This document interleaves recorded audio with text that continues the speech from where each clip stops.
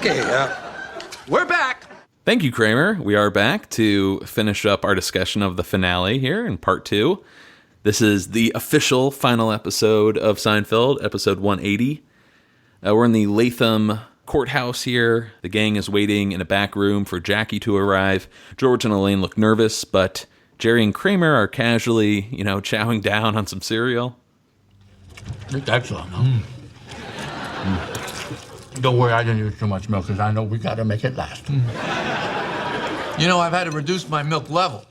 My whole life, I've always filled to at least 3/4, sometimes the top of the cereal. Now to conserve, I can't even see the milk anymore. It's a big adjustment. Not bad. It's one of the hardest things I've ever had to do. Good morning. Good morning, Jackie. Good morning. Is everybody ready? Didn't I tell you I wanted you to wear the cardigan? Makes me look older. Look older. You think this is a game? Is that what you think this is? I'm trying to give you a moral compass. You have no moral compass. You're gonna walk into that courtroom, and the jury's gonna see a mean, nasty, evil George Costanza. I want them to see Perry Como. No one's gonna convict Perry Como. Perry Como helps out a fat tub who's getting robbed. You think it's funny? No. You damn right it isn't. You better not be carrying on laughing in that courtroom, funny man. Because if you start getting all smart alecky, making wisecrack, acting a fool, you're gonna find yourself in here for a long, long time.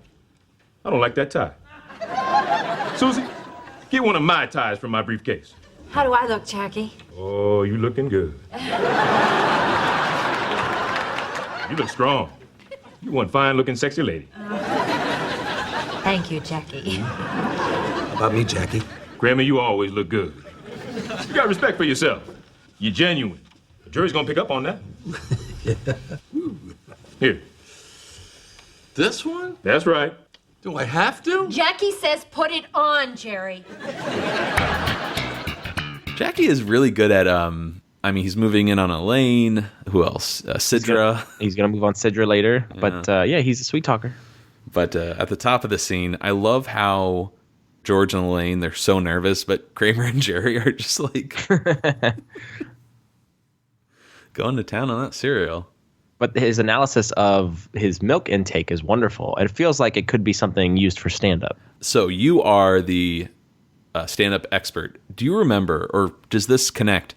I swear there's an episode or a bit where Jerry does too light, and like scares the hell out of you. Like, do you have enough milk for your cereal? You have to readjust and make sure you're not putting in too much. The expiration date, they just sear it on the side of that carton. What's the date? July 3rd. Yes.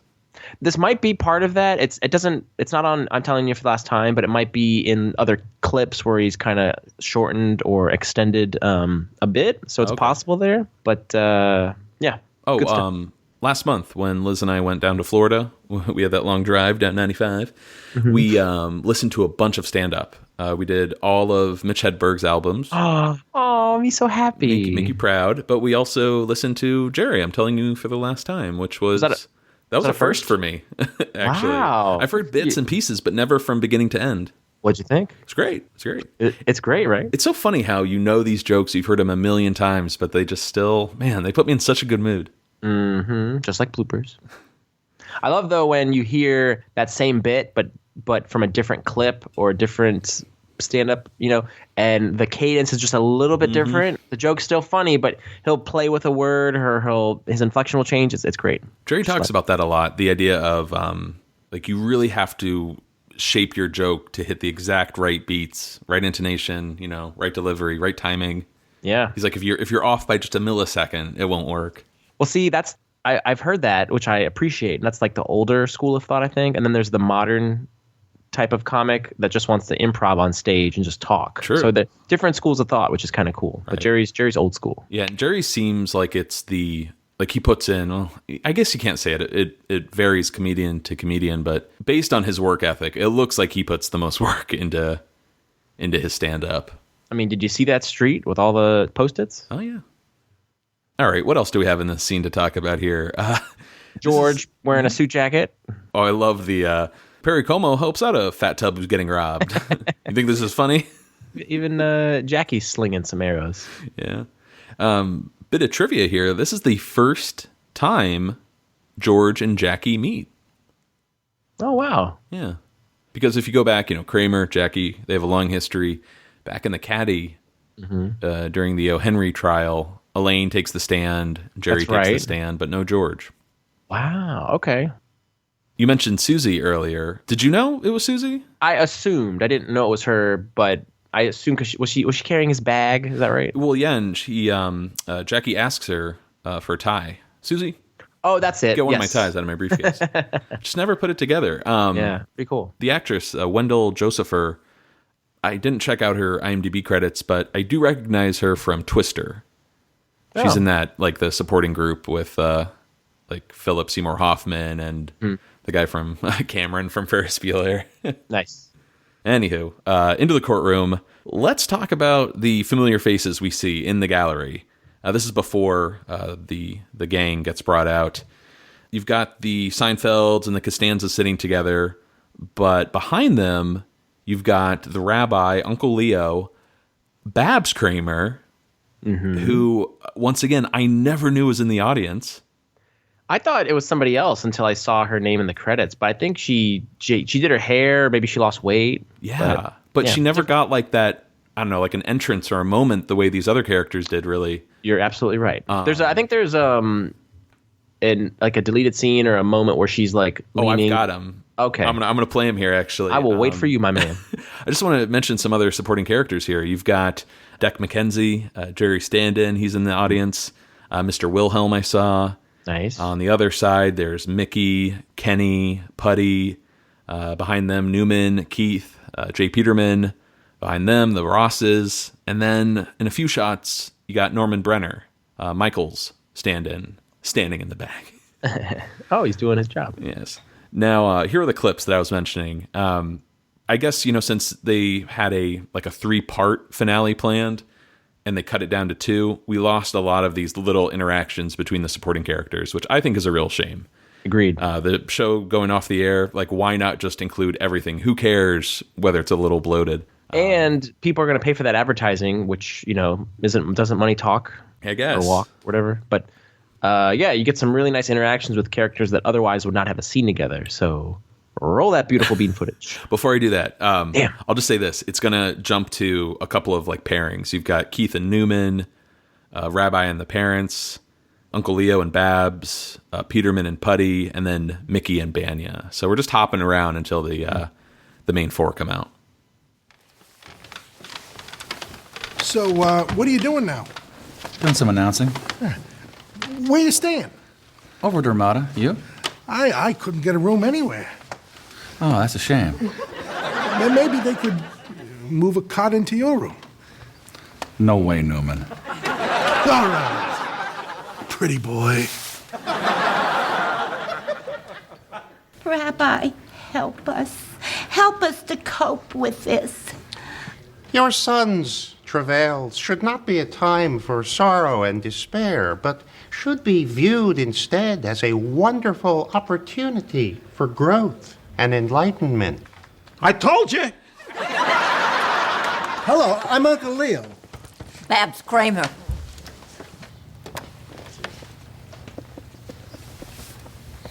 Hail, fellow well-met Jay Peterman. David Putty.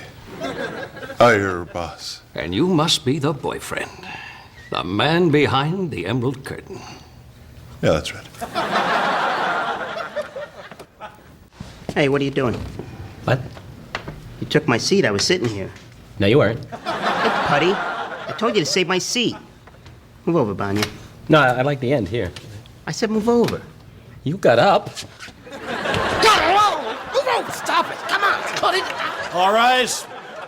4th District, Conley Court, Latham, Massachusetts is now in session. So which one is your favorite out of the 5? Oh, I think it's who's hitting leadoff is Keith and Newman because you get that lovely callback to the boyfriend with, instead of nice game, pretty boy, it's all right, pretty boy. Pretty boy. I'm going with Mickey and Banya at the end. He's like, come on, Banya, move. You do see, man, Mickey always wants to throw down, whether it's Kramer or now Banya, he's always willing to come to blows. The best thing here, though, is all of these people are interacting who have never met before, really. Yeah. Remember my idea for a Seinfeld show, like a spin-off show with just the secondary characters and below? They have a universe, but you don't see the the main four. Well, there's that This is montage during the verdict of Keith, Mickey, Kenny, and Peterman playing pool. Yes. That shot, man, I'm like, that is a show. These four guys living together. Just, There's I a don't show. know, That's trying a to show. make it See, in New York. This is my pilot for anybody who wants to fund us. Yes, let us know. But yeah, some great little scenes there. Wish they made it to the final cut. Let's cut back to the proper episode here. The bailiff announces the judge, and he's got a familiar name, Vinny. Arthur Vandelay. Vandelay? The judge's name is Vandelay? I think that's a good sign. Yeah. Jerry, did you hear that? So as a kid, I was buying into the Jerry and Elaine are going to get together.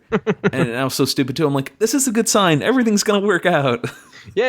As a kid, you're hoping they get off scot-free. Yes. Look at them getting off. May 29th. The judge, man, this judge, I hate this guy. Played by Stanley Anderson. Stanley? Great face, great performance this week. Oh, yeah. Very intimidating guy. I think they did a great job casting him. Yeah, he's all right. Mm-hmm. But we cut to opening statements here. D.A. Hoyt goes after the group from New York pretty hard. They have this history, he argues, of mocking, maligning, selfishness, self-absorption, immaturity, and greed. Eventually, as the case unfolds, the jury, hopefully, will see how everyone they came in contact with, all the witnesses they have take the stand, you'll see how they've been abused, wronged, deceived, and betrayed. And this time, they've gone too far. This time, they will pay. That was beautiful, Matt. And the whole time, like, Newman's eating popcorn in the audience. Of course. I didn't know you could bring food into a courtroom like that. Well, only in Latham, I think you're allowed to. Right. So, yeah, D.A. Hoyt delivers a pretty serious, scary opening statement. But let's get over to Jackie to see how he responds. I am shocked and chagrined. Mortified and stupefied. This trial is outrageous. It is a waste of the taxpayers' time and money. It is a travesty of justice that these four people have been incarcerated while the real perpetrator is walking around laughing. Lying and laughing. Laughing and lying. Do you know what these four people were? They were innocent bystanders. Now, you just think about that term. Innocent bystanders. Because that's exactly what they were. We know they were bystanders. Nobody's disputing that. So how can a bystander be guilty? No such thing. Have you ever heard of a guilty bystander? No. Because you cannot be a bystander and be guilty. Bystanders are by definition innocent. That is the nature of bystanding. But no. They want to change nature here. They want to create a whole new animal. The guilty bystander. But don't you let them do it. Only you can stop them.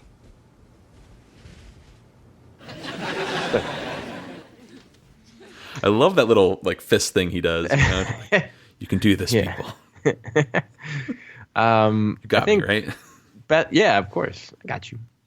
Best part of that clip, though, of that monologue is I think he sat with George and discussed what he was going to talk about, but how the real perpetrator is walking around laughing, lying, and laughing and lying, which George has said on occasion. Yes, I think we missed that, believe it or not, back in the Pool Guy, when George breaks into the what is it? Is it Chunnel? Everybody out of the Chunnel. Yeah. And he's like, I know they're in there laughing and lying. I was thinking more when he was being taken away to the nut house, because doesn't he say it then too? Or no, it is that. You're right. When he's getting dragged out of the movie. He's getting dragged out, but yeah, no nut house. Okay. Took my belt. No more nut houses. Well, that's a reach. But I do like the opening though. The shocked and chagrined, mortified and stupefied. This trial is outrageous. God, man, Phil Morris. I wish I said something when we met him last year. Yeah. At the Cyclones game. This performance is so good. So stupid. Did you recognize any of the people sitting in the jury? The one that jumped out the most. Well, I think the only person that jumped out to me was Spike Feresten, writer. He was juror number front row to the right, second one from the right. He's the Martin Balsam of this group. Spike Fierstein, front row. You've also got Steve Corrin sitting in the back, and Darren Henry, who I feel like we've never been able to put a face with a name. Mm-hmm. He's sitting just a few seats to Spike's right.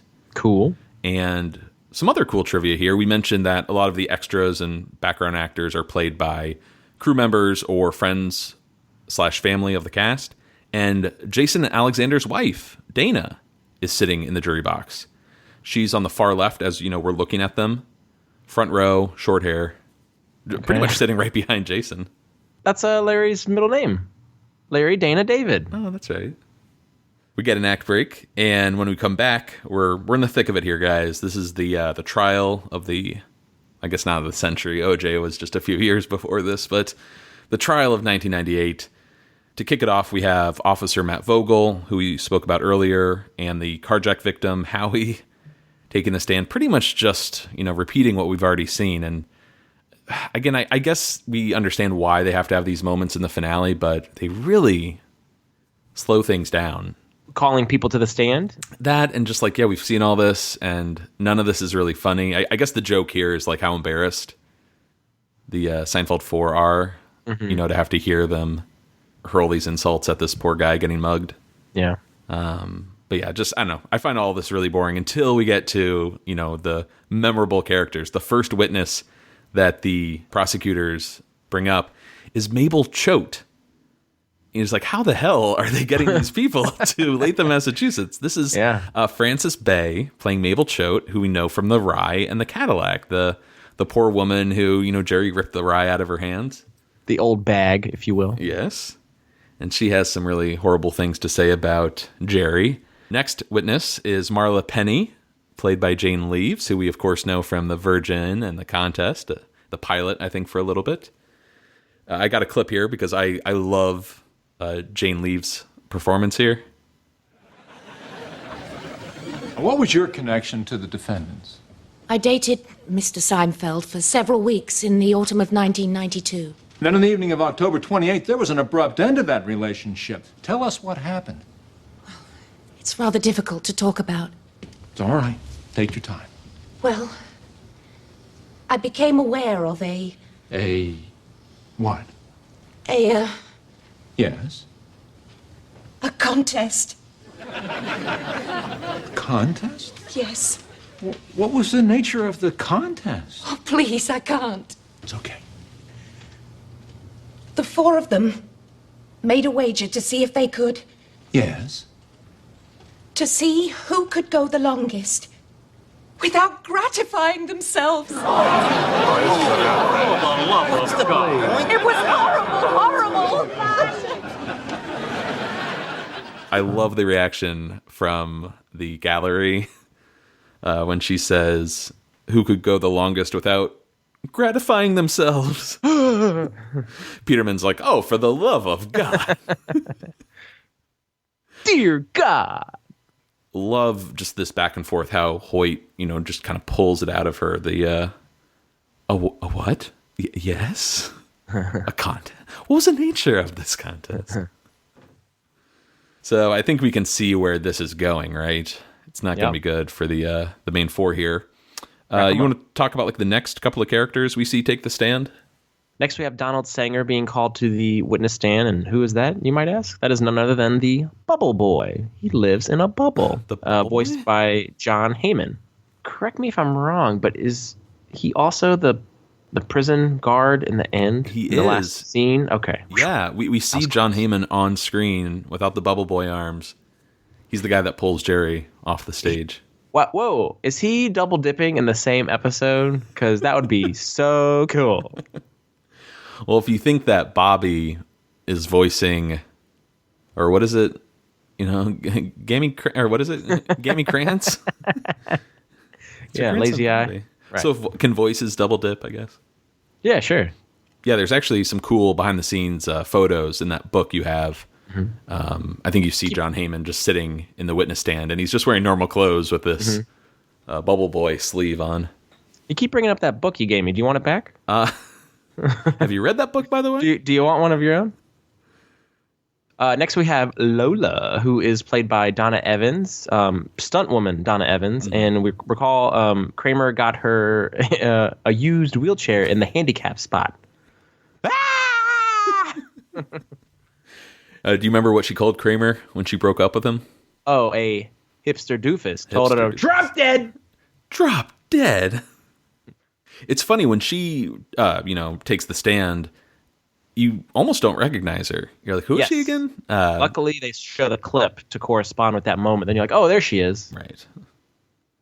Next up, we've got Dr. Wexler, formerly Dr. Siegel, played by Victor Rader Wexler. We know this guy from the Junior Mint. Are you asking because you saw 2020 last night? The Invitations, I'm sorry, she's expired, and This Summer of George. I feel like this delivers a really heavy blow to Jackie's case here when the doctor reveals how George reacted the night he found out Susan died. So you were the doctor on duty the night Susan Ross died? Yes, that's right. It was May 16th, 1996. I'll never forget it. So you broke the news to Mr. Costanza. Could you tell the court, please, what his reaction was? I would describe it as restrained jubilation. Murderer! He killed our daughter. He knew those envelopes were toxic. Order in this court. That term, restrained jubilation, has always stayed with me since the finale, and I it's the perfect way to describe how George was in that moment. Mm-hmm. So good. It is so dark and sad when the Rosses are like, he killed our daughter, he murdered her, but you knew this was coming, right? Like you knew they were going to get justice for Susan eventually. A few more characters here. We've got Sidra Holland, played by Terry Hatcher. She makes a grand entrance from the Implant and the pilot briefly. You dated her? She's a 12. Way to go, Sidra. Next, we have Joe Bookman coming back. Philip Baker Hall's the actor. He was in The Library, one of Matt's favorite characters. Oh, dude, come on. We don't count the finale. I think the greatest single-shot character ever on Seinfeld. That's debatable. Who else we got here? Next, we have Robin, who's played by Melanie Chartoff. She was one of the principals on Fridays. We also saw her on The Fire, so good friend of Larry. Yeah, she's the one that's like, I saw you push them down. It's over for Bozo. Yes.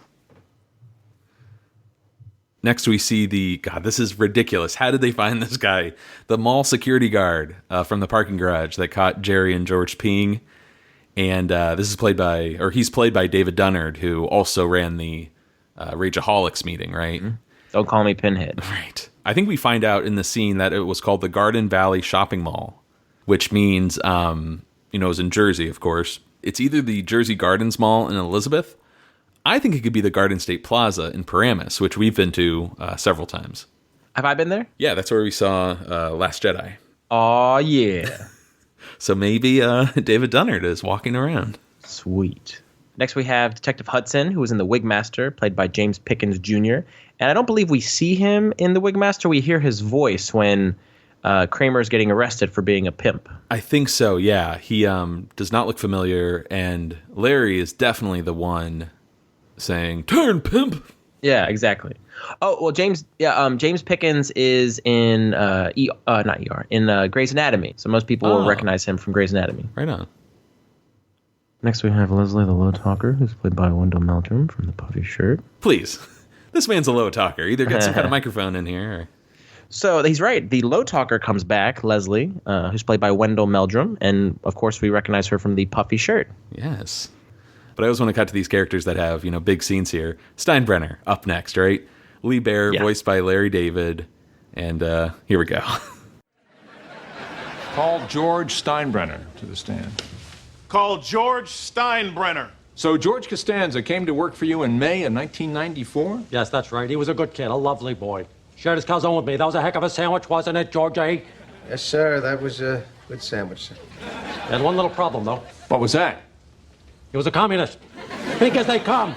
Like a big, juicy steak. How could you give $12 million to Hideki Irabu? Order! Yeah. You can't not have a Seinfeld finale and not include George Steinbrenner. So perfect that Larry David comes back and gets to do Steinbrenner one last time. Once again, in that book, there's a great photo. I'm sorry. I'm getting a envelope and mail, right, or a stamp right now. I'm going to see you in a couple of days, so hang on to it. I'll get it then. When Steinbrenner, Lee Bear's in the witness stand, this photo shows Larry David just around the corner reading the script, and the boom operator has a microphone right above his head. Nice. So that's how they did it. And in the there you have it. And in the same way that when Frank first met George Steinbrenner, what'd you trade Jay Buhner for? He had 130 RBIs. You don't know what you're doing. He's going after Steinbrenner again. And again, when a big moment in his son's life, which is more important, how could you give $12 million to Hideki Irabu, which was the big free agent signing at that time? Mm-hmm. So again, Larry David always finding a way to stick it to the Yankees. Some more characters that take the stand here. We've got Marcelino, played by Miguel Sandoval. He's from the Little Jerry, of course. He has that bird he flew in from El Salvador. Vinny, you're going to love the next character here. Who is it? Yeah, buddy. David Byrd, who plays the pharmacist in The Sponge. I think they're sick. Yeah, he's shaming Elaine for buying a whole case of sponges. He is sponge shaming, isn't he? Yeah. He's he's subdued and kind of taken aback in the Sponge. He's like, 60. So you want a whole case? But he's really coming out guns blazing in the finale. There are some deleted lines here from his scene where he he kind of shames Elaine. And Elaine looks around like, what the what's wrong with me for buying that many sponges? Mm-hmm. And then do you see what Putty does? Oh yes, I wanted to bring that up to you. So in the same way that Mr. Morgan does the more than a massage, that motion, Putty does something similar where he's got the fist cocked and he's kind of pumping it back and forth. Yeah, he's kind of like, I hit that. Yeah. So sad. Oh man. But another moment I like in this I was going to say stand up, but in this what is word? Testimony? What is word? Yeah, testimony. Thank you. When the pharmacist says, sponges, they're not for cleaning, they're for sex. I hope to be a crotchety old pharmacist someday like this guy. Oh, please no. We also get, speaking of old and crotchety, we get Fred, Elaine's boyfriend from the Pick. He's Fred! I said one to Fred! He's the religious guy who got the Christmas card, and great line, he takes the stand. She exposed her nipple. Oh! And I think Kenny looks at Mickey, and Kenny points at his nipple. It's like, what is he doing? Yeah. Also, we get Justin Pitt returning here, played by Ian Abercrombie. In some deleted dialogue, or they just didn't include it here, Mr. Pitt takes the stand, and when he says that she tried to smother me with a pillow, and Jerry helped her because they found out that she was in my will, and then it cuts to Peterman in the gallery, and he's really panicked. He's like, "Oh my God! This woman has been working for me for 3 years, and maybe she was going to kill me too." She's here to collect a bill. Also, in that deleted moment, in the same way that Jerry greets Mr. Pitt over the phone, "Hi, Mr. Pitt," he says that he uses that same salutation when he sees him on the stand too. Of course. So still trying to be funny, even though he's on trial here. Next, we get a very bizarre name, Yev Kasem, and everyone's looking around like, "What the Yev Kasem?" And the courtroom doors open wide, and there's who, Vinny? The Soup Nazi. The Soup Nazi. Can you spell Yev Kasem for me, Matt? No. Next witness. Next witness is going to be none other than Babu Bhatt, played by Brian George from The Cafe and the Visa. We got to play this clip here, right? Yes. The state calls Mr. Babu Bhatt to the stand. How did they find Babu? I thought he was deported.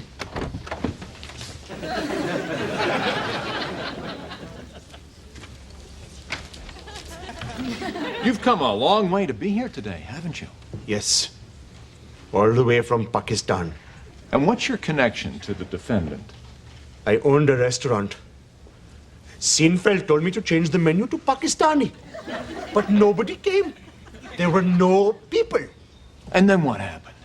Then he got me an apartment in his building. But they mixed up the mail, and I never got my immigration renewal papers. So they deported me. It's all his fault. Him and the woman. But they did not care. They're totally indifferent. All they do is mock me, just like they did the fat fellow. All the time, mocking, all the time. Now, it is Babu's turn to mock. Finally, I will have some justice. Send them away. Send them all away. Lock them up forever. They're not human. They're very bad. Very, very, very bad.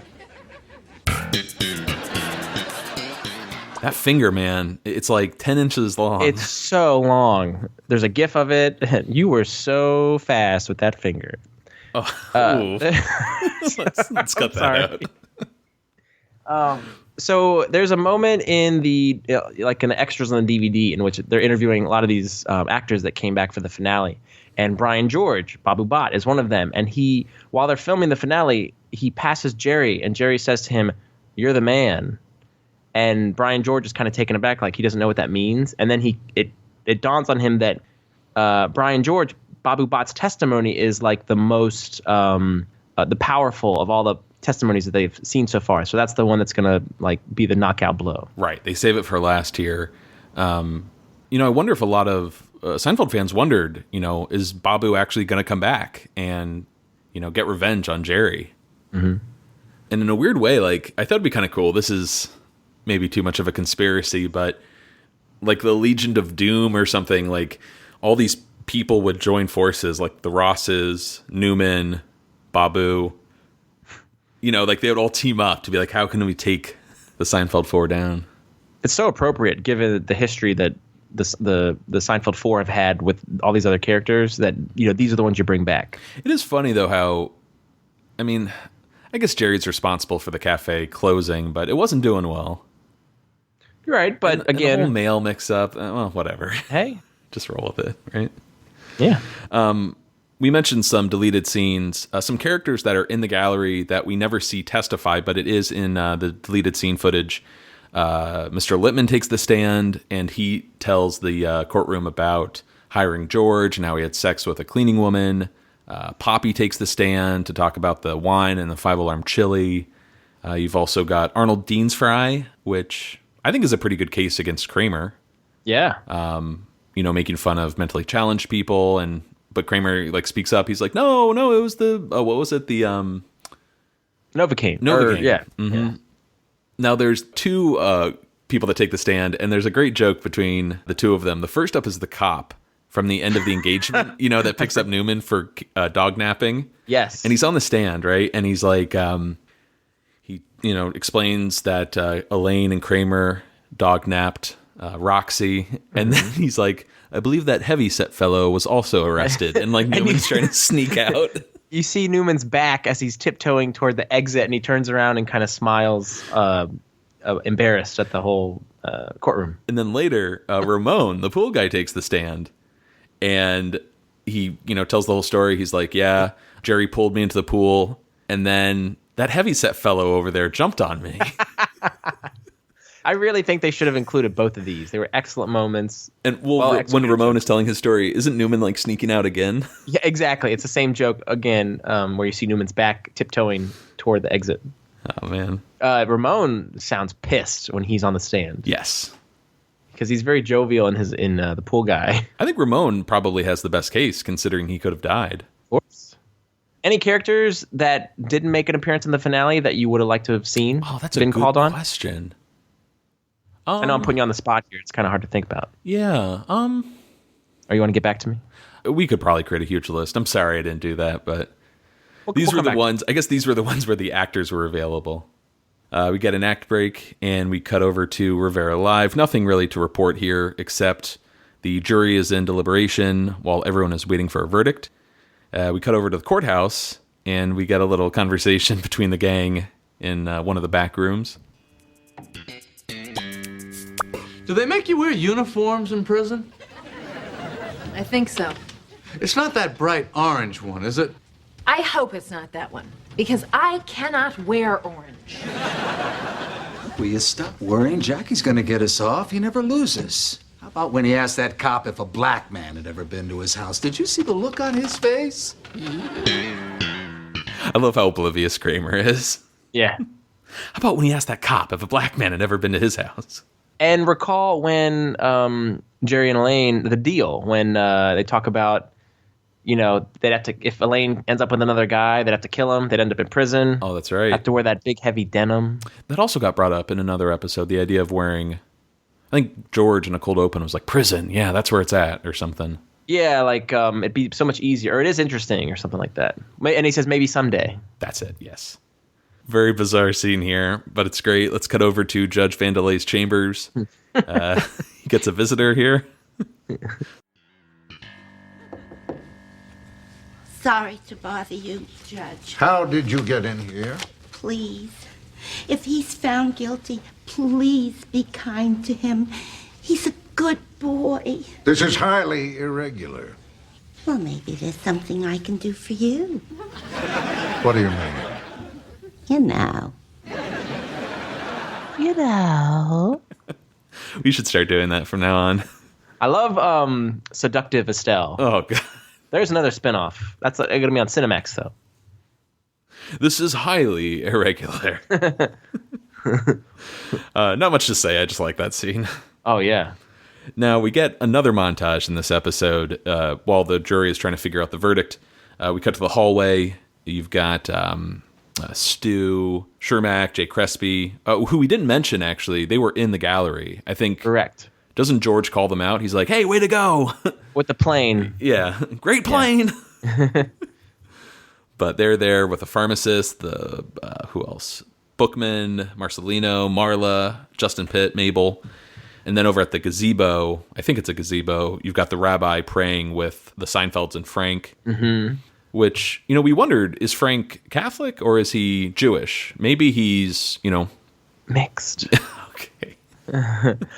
I thought that too, and I'm like, both Seinfelds are Jewish, and maybe Frank's Jewish, but or again, maybe it's just he sold the religious tchotchkes, right? Oh, true. But I thought maybe it was because Estelle was trying to persuade Judge Vandelay. Well, that's what she's doing.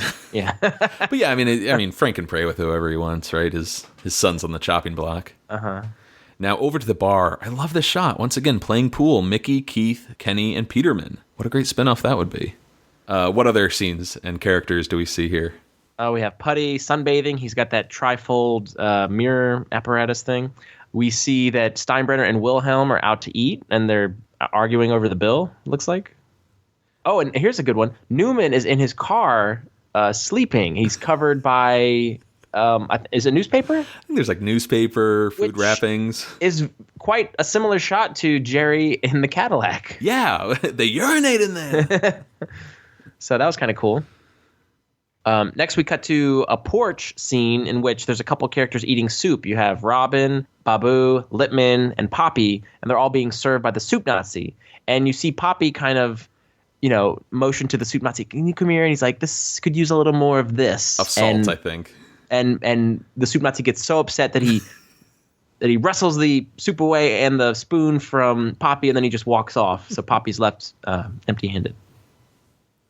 Next, in what is a very serious moment, we see Henry Ross at a gun shop, and he's purchasing a gun, and he's kind of stroking the gun very methodically, because I think he's planning on taking out Georgie Boy. Yeah, if he gets, he's just going to shoot him on the court steps. And then finally, we are in a hotel bed with Jackie, and we find out that it's Sidra who he's kissing. Yeah, man. How does he do it? Hey, man. Jackie is so happy, right? He's like, man, this jury could be out for days, but he gets the phone call that they're ready. Oh, may I have the honors? Sure. Damn. You would think there'd be a conflict of interest, or I don't know what you call it, if the defense attorney or whatever and like a star witness, would be knocking boots. I don't know. Doesn't that seem to be an issue? Absolutely.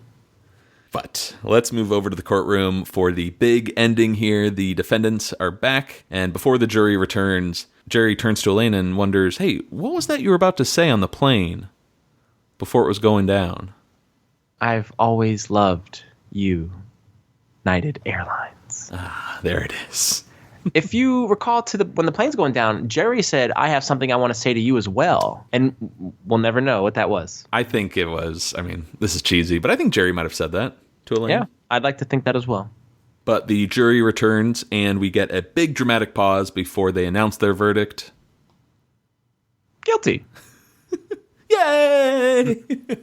The whole room erupts in celebration while the parents are shocked. I think Estelle faints at one point. She's like, oh. She definitely faints, and I think Frank goes to grab her. Yes. But it looks as if he's stopping short with her because I'm seeing a bosom grab there. Oh, boy. Correct me if I'm wrong. Let's check the tape. Judge Vandelay bangs his gavel and delivers his final words on the trial. I do not know how or under what circumstances the four of you found each other. But your callous indifference and utter disregard for everything that is good and decent has rocked the very foundation upon which our society is built. I can think of nothing more fitting than for the four of you to spend a year removed from society so that you can contemplate the manner in which you have conducted yourselves. I know I will. This court is adjourned. I can see why they hired this guy. Fantastic delivery. It's like the final dressing down these characters need. Oh, yeah. So much so that even the judge, needs to take some time off after having to deal with them. Yes. Now, this is kind of cool. On the DVDs, there's an Easter egg of sorts that features the verdict, but instead of guilty, the juror says not guilty. And the only reaction we get is like Judge Vandelay like leaning back, like, "Whoa, really?" Yeah. Yeah, and I wonder, was that an alternate ending or was it just for fun? I think it's kind of labeled as an alternate ending, but I think it was pure misdirection. So sure. If for whatever reason this leaked, no one would know. To create confusion. It worked. We get some great final moments here, though, after the verdict. I think Frank, like Estelle's passed out and he's just shaking her. Yeah. We got to beat the traffic. Yeah. And what else? I think Elaine, she's going to jail, so she waves Putty down and says, "Putty, don't wait for me." All right. And to really, stick that knife in, Jerry is shocked to see Jackie leave with Sidra. Jerry, they're real and they're spectacular. Okay, so with all the secondary characters, done with for the finale, I think they did a great job. Just giving everyone coverage, plenty of callbacks. Oh, yeah. There were a lot of clips to go with, people taking the stand. Of course, they didn't get everyone. I'll try to think maybe of some people that I would have liked to have seen, but overall, like a good job, right? Oh, so well done in terms of let's bring back all these people from the past 9 years. And Julia said it best in an interview that it was like a little reunion. And these people that she hadn't worked with in such a long time. And as a fan of their work, she was enjoying just sitting at that defense table with Jerry, Jason, and Michael, just watching these performances. So for them, it was a real treat. Yeah. It was a real treat watching these people perform. And it is such a tricky balance because the episode is like half the main four, half supporting characters.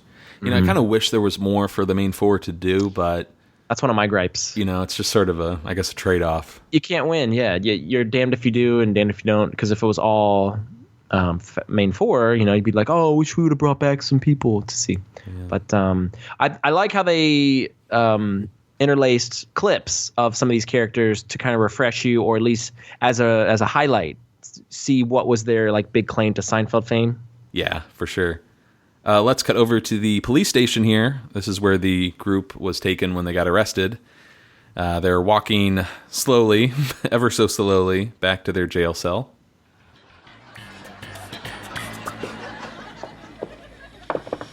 Well, it's only a year. That's not so bad. We'll be out in a year. And then we'll be back. Could be fun. Don't have to worry about your meals or what you're gonna do Saturday nights, and they do shows. Yeah, We could put on a show. Maybe Bye Bye Birdie or My Fair Lady. Yeah, Elaine. You could be Liza Doolittle. Why don't you just blow it out your ass?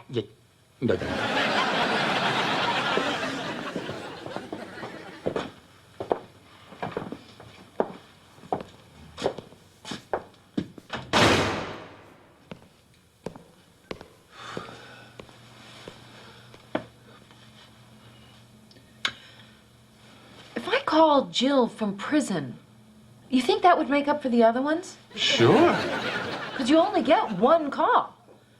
The prison call is like the king of calls. I think that would be a very nice gesture.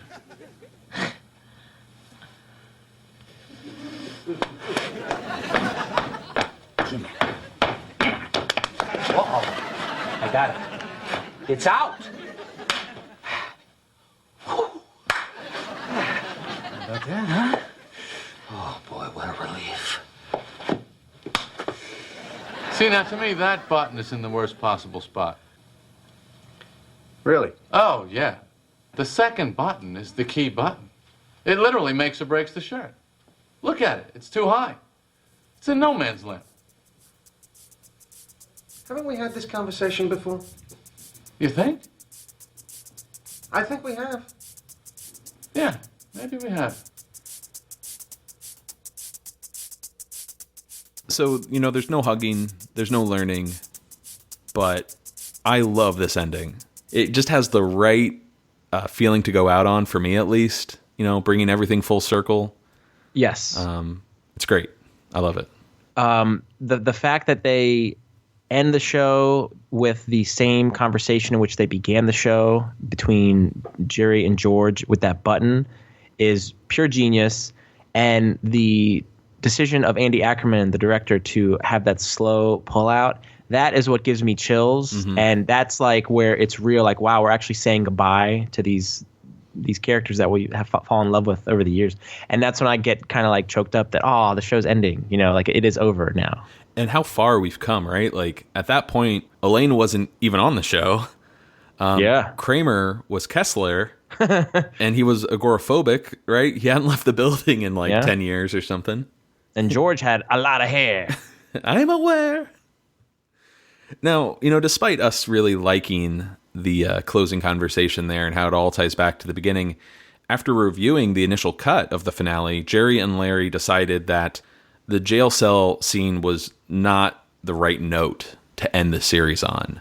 I love that we go out on it, but it's not the official final scene. So at sort of the last minute, right, I think it was right after the Seinfeld rap party, they're like, we need to do a stand-up scene. I guess to really make it full circle, right? Because Seinfeld Chronicles opened with stand-up. Let's close it with stand-up. And this is what we get. Closing stand-up at a prison where you've got Jerry on stage in the orange jumpsuit, surrounded by criminals. And I don't know, maybe 2-3 rows back, there's George and Kramer. So what is the deal with the yard? I mean, when I was a kid, my mother wanted me to play in the yard, but of course she didn't have to worry about my next-door neighbor Tommy sticking a shiv in my thigh. And what's with the lockdown? Why do we have to be locked in our cells? Are we that bad that we have to be sent to prison? In prison? You would think the weightlifting and the sodomy is enough. So, anyone from Cell Block D? I am. I'll talk slower. I'm kidding. I love Cell Block D. My friend George is in Cell Block D. What are you in for, sir? Murder 1. Murder 1? Ooh, watch out, everybody. Better be nice to you. I'm only kidding, sir. Lighten up. How about you? What are you in for? Grand Theft Auto. Grand Theft Auto. Don't steal any of my jokes. You suck. I'm gonna cut you. Hey, I don't come down to where you work and knock the license plate out of your hand. All right, Seinfeld, that's it. Let's go. Come on. All right. Hey, you've been great. See you in the cafeteria. Now that's the note to end on, right? Yes, that might be my favorite scene from the finale. Yeah. It's so good. The stand-up, the material itself is so good. And Jerry being so light and airy with his jokes, he's making fun of the dude from Cell Block D. I'll talk slower. Murder Cra- one. Ooh. Kramer is having a ball. He is yucking it up over there. And my friend George is in cell block D. George gives like a little wave, you know. It's so fitting to think that George is someone's bitch in prison. But I think the best part of all of this clip is that voice you hear off camera here saying, "You suck. I'm going to cut you." There's none other than LD as the Grand Theft Auto inmate. So Larry David, yes. Oh, they really capture the essence of what it was like, I think, in the prime when Larry and Jerry were at the helm, in this scene in particular. Now, I forget when we talked about this a couple of weeks ago, but we had the shocking theory that the guy Larry David plays, Grand Theft Auto, that is the same character who stole Jerry's car back in the alternate side. And returned his isotoners. Yeah, right. He returned the gloves. Does that work? Absolutely, it works. Okay. I think it's genius. One other thing we forgot to mention, so after they're convicted and then they're walking back to their cell, you hear Kramer, saying it won't be that bad, Jerry says, a year. We're going away for a year. And then we'll be back. When he said that, my initial thought was, oh, they're going to take a year off and then they'll be back with new episodes of Seinfeld. So that line, it always, I don't want to say bugged me, but it got my hopes up that they would return at some point. In September, did you feel the same way? Absolutely. September 1999, we're going to see Seinfeld season 10. Can't wait. It's going to be great. So, what do you think? So, Matt, is this episode real and spectacular, or is it very, very bad? It was all right. What about you? I got used to it.